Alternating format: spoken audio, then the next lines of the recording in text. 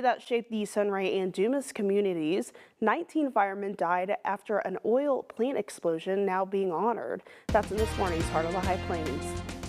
On a Sunday during the summer of 1956, Moore County would witness the McGee refinery fire.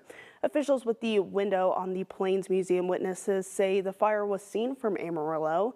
The men killed in the fire were not only firemen, but also leaders in the community, and some were fathers. The last extended family member who was alive during the event talks more about that day and losing his father, Louis A. Broxson. I was still in bed because this was early morning.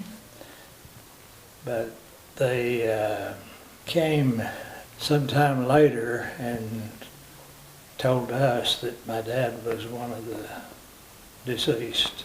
Of course, it was kind of a shock to all of us.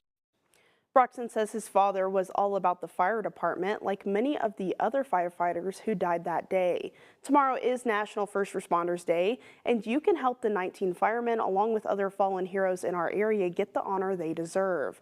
For more information on how to donate to the Texas Panhandle First Responders that will be located in downtown Amarillo, go to myhighplains.com.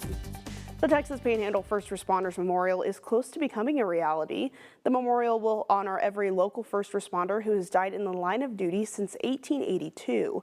Coming up tomorrow, we're learning about one of the first responders who will be honored on that memorial. We'll learn about the life and legacy of Sergeant Paul Buckles. It is 6